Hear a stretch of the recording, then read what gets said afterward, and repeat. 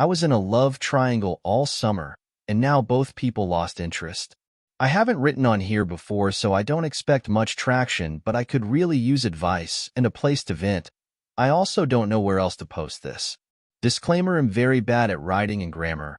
I usually write how I roleplay, so if anything is unclear, please tell me.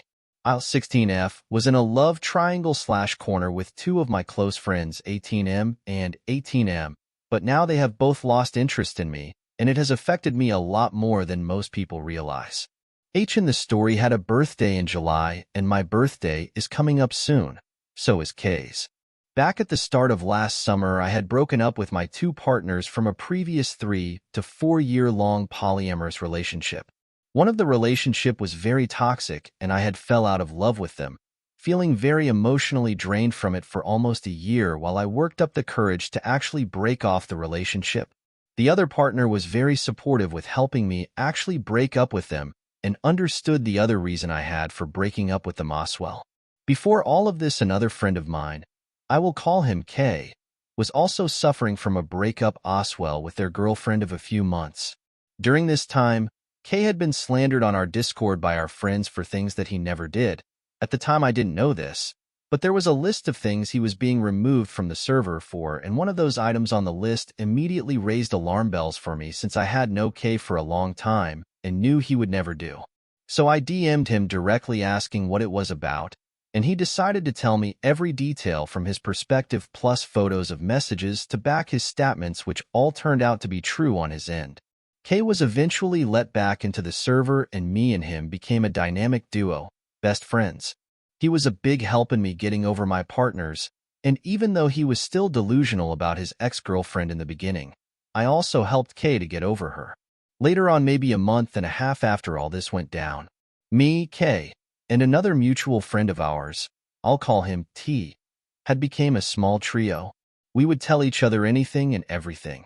If someone talked to us privately, we would immediately all go to each other and spill whatever tea we had. But one day, T had found out that another person from our friend group, I'll call him H, had a crush on a girl in the group.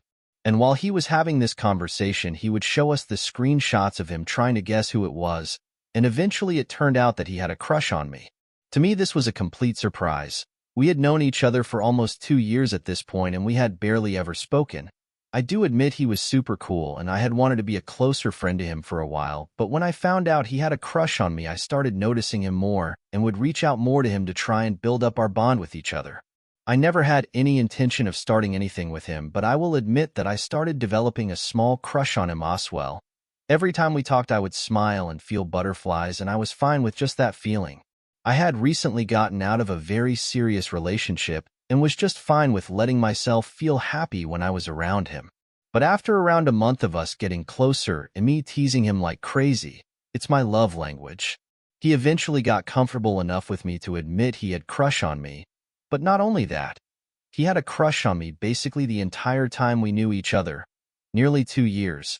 Even admitting that when he was in his previous relationship, H had still had small feelings for me back then.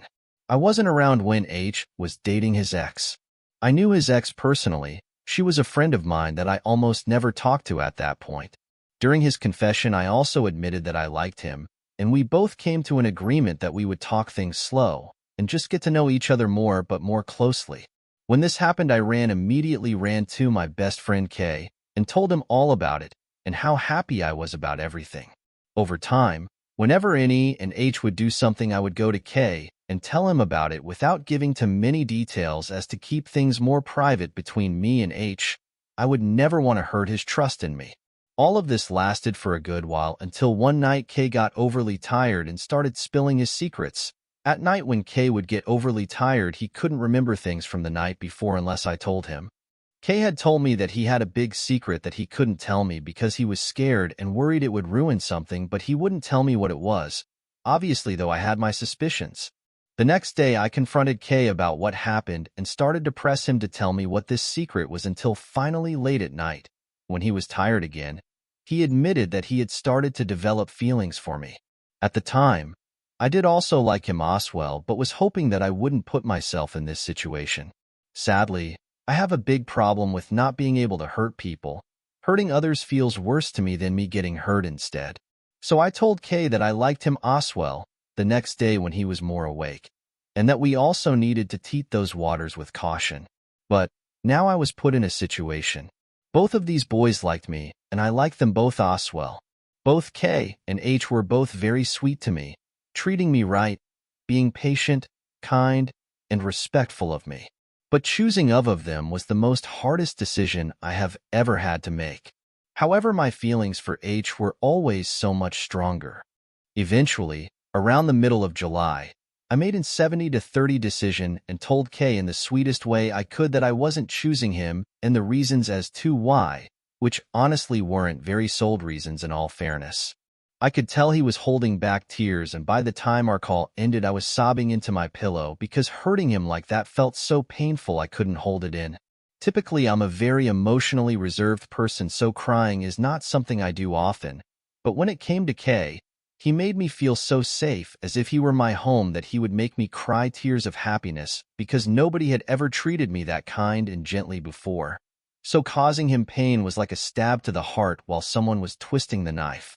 Eventually, I fell asleep that night after texting his closest friend, whom he refers to as his sister, also H's ex-girlfriend.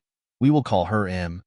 I texted her to make sure she would check up on him and make sure we was okay, since I was beyond worried about him, and eventually I went to sleep. When I woke up in the morning, however, I had gotten a text 30 minutes earlier of K basically begging for me to call him so he could sleep. Every night for the past few months beforehand, we had been sleeping on call together basically, if not every day. So I called him immediately and sat with him on the phone until he fell asleep. I muted and cried because hearing his voice and everything caused that pain to rush back. In the morning, me and him had a long talk where he essentially begged me for a second chance to basically win me over and prove himself. Even though I knew he would be the better boyfriend already, I still felt more drawn to it. Even so, I accepted and let him keep trying. After that, I was stuck in an endless cycle of trying to choose between them, scared out of my mind about what would happen until my second week back at school. H had told me he couldn't mentally handle the triangle anymore and needed to back out, even though he still really liked me. Even though it hurt like hell considering he had been my first choice, I let him go and we both agreed to stay friends.